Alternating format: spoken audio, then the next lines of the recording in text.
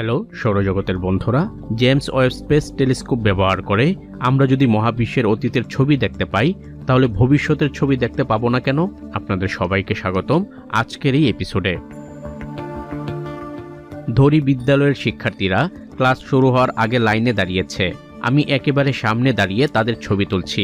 একদম সামনে যে শিক্ষার্থী দাঁড়িয়ে, ধরে নেই আমার থেকে 3 মিটার দূরে, তার থেকে আলো আমার ক্যামেরায় আসতে 10 ন্যানো সেকেন্ড সময় লাগবে। তার মানে সেই শিক্ষার্থীকে আমি 10 ন্যানো সেকেন্ডের অতীতে দেখছি। এখন লাইনের একদম পিছনে যে শিক্ষার্থী দাঁড়িয়ে, তার থেকে আলো আসতে সময় নিচ্ছে 33 ন্যানো সেকেন্ড। কাজেই সেই শিক্ষার্থীকে আমি আরো অতীতে দেখছি। একই ছবিতে বিভিন্ন শিক্ষার্থীকে বিভিন্ন অতীতে দেখছি। ন্যানো সেকেন্ড সময়ের খুব অল্প অংশ। তাই আমরা এই ব্যাপারটা অগ্রাহ্য করে বলি, ক্যামেরায় যে ছবি উঠছে তাতে সব শিক্ষার্থীকে একই সময়ে ধরা আছে, কিন্তু কার্যত তো তা নয়। ওই ছবিতে শিক্ষার্থীদের অতীত ধরা আছে। শিক্ষার্থীরা যত দূরে আছে তত অতীতে রয়েছে তারা। একইভাবে চাঁদ থেকে আলো আসতে 1 সেকেন্ডের একটু বেশি সময় নেয়। চাঁদ 1 সেকেন্ডের আগে কি রকম দেখতে ছিল সেটাই আমরা দেখি।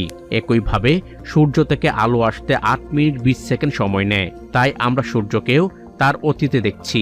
এই মুহূর্তে সূর্য কেমন দেখতে সেটার জন্য আমাকে আরো 8 মিনিট 20 সেকেন্ড পর্যন্ত অপেক্ষা করতে হবে।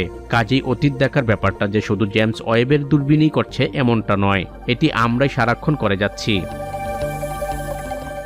জেমস ওয়েব বহুদূরের গ্যালাক্সি দেখছে, যেখান থেকে আলো আসতে 13 মিলিয়ন বা 1300 কোটি বছর লাগছে। অর্থাৎ সেই গ্যালাক্সি 1300 কোটি বছর আগে কেমন দেখতে ছিল তাই দেখছে। এই গ্যালাক্সি এখন কেমন দেখতে তা আমরা জানি না, সেটা কোনোদিন জানাও যাবে না। এই অর্থে অতীত দেখা সম্ভব, ভবিষ্যৎ দেখা সম্ভব নয়। আপনি যদি মহাকাশ সম্পর্কিত নতুন নতুন তথ্যমূলক ভিডিও পেতে চান, তাহলে এই সৌরজগৎ চ্যানেলটিকে সাবস্ক্রাইব করতে ভুলবেন না। তো আজ এ পর্যন্তই, দেখা হবে অন্য এক নতুন ভিডিওতে।